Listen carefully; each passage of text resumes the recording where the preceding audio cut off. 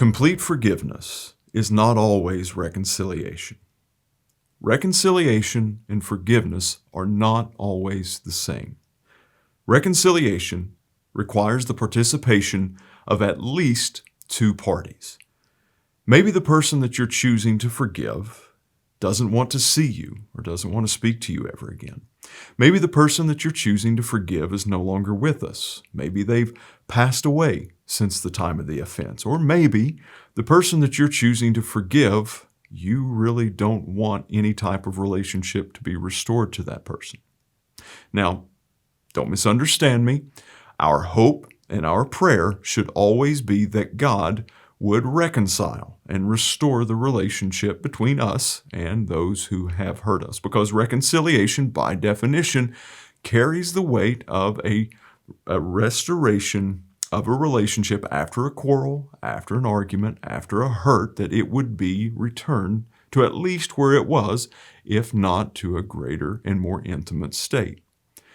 However, we do understand that incomplete forgiveness, while we take all the bitterness, while we release all the unforgiveness, while we let loose of the desire for punishment and revenge to happen, we do recognize that sometimes boundaries have to be set for the health of everyone involved, and not always can the relationship be reconciled to the place or to a greater level than what it was beforehand. In 2 Corinthians 5:19, we see where Paul writes that God was in Christ reconciling the world to himself. We find a commandment in chapter 5, verse 20, that we need to take up the ministry and compel them to be restored, to reconcile the world to Christ. So why would we have this type of commandment when we know that it's through Christ that we receive forgiveness?